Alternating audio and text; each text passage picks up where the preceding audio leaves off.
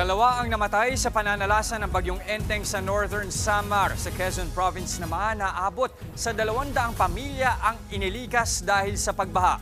Nasa frontline ng balitang yan, si Ria Fernandez.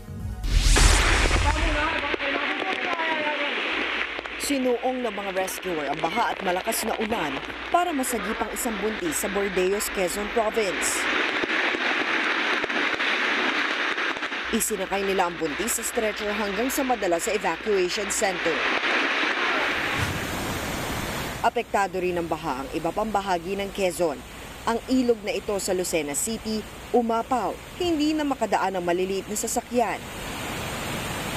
Ayon sa Quezon PDRRMO, 3 mangingisda sa probinsya ang napaulat na nawawala. 200 pamilya naman ang inilikas, pero posibleng madagdagan pa yan kung magpapatuloy ang malakas na ulan. Nalubog din sa baha ang ilang bahagi ng Laguna. Ang bahay na ito sa bayan ng Fami nawasak dahil sa baha. Tanging kabinet at ilang gamit na lang ang natira. Pahirap ang makalabas sa mga residente dahil sa baha. Ang ilan, buwis-buhay na dumaan sa gilid ng highway, makabili lang ng pagkain.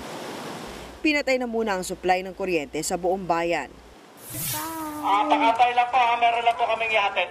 Sa San Pedro naman, isa-isang sinagip ang mga natrap na residente sa isang subdivision sa Barangay San Antonio. Isinakay sila sa mga rubber boat dahil sa hanggang bewang na baha. Ang ilan sa kanila, bit-bit ang alagang aso. Sinagip din ang mga stranded na residente sa San Pedro Town Center. Sa bayan ng Mabitak, stranded tuloy ang mga maliliit na sasakyan dahil sa taas ng tubig sa Manila East Road sa barangay Nanguma, Paagahan.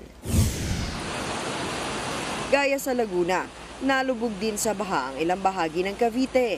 Gaya na lang sa barangay Mambog 2 at 4 sa Bacoor, kung saan umagos ang baha sa mga kalsada. Hindi rin nakaligtas sa baha ang evacuation center na ito sa barangay Talaba 3. Baha rin sa Biri, Northern Samar. 2 ang napaulat na namatay dahil sa pananalasa ng bagyong Enteng. Ayon sa Provincial Disaster Risk Reduction and Management Office ng Northern Samar, 70% ng bayan sa probinsya ang nalubog sa baha. Tinatayang aabot na sa higit 8,000 ang inilikas na pamilya. Nagbabalita mula sa Frontline, Ria Fernandez, News 5.